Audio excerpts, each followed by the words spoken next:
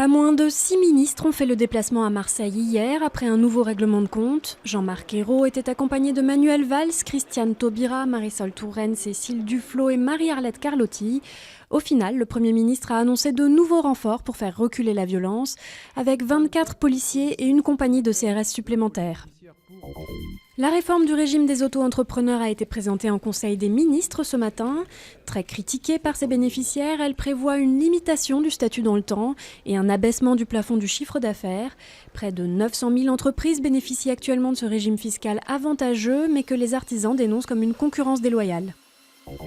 À Washington et à Bruxelles, les Occidentaux envisagent de plus en plus de suspendre leur aide à l'Égypte pour faire cesser la répression contre les frères musulmans.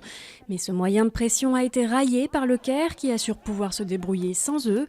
Beaucoup redoutent désormais un retour à la clandestinité de la confrérie islamiste, voire une radicalisation aboutissant au terrorisme, comme dans les années 90. La fuite d'eau radioactive à Fukushima, classée au niveau 3 de l'échelle d'incidents nucléaires qui en compte 7. 300 tonnes d'eau en cours de décontamination ont fui d'un réservoir et se sont répandues dans le sol de la centrale depuis lundi. Cette eau avait servi à arroser et refroidir les réacteurs saccagés par le tsunami de mars 2011. Vu de l'extérieur, c'est une benne à ordures banale de Brooklyn.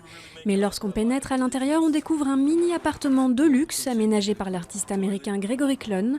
Coin cuisine, WC, lit et même douche et barbecue, il ne manque rien, si ce n'est un peu plus de place.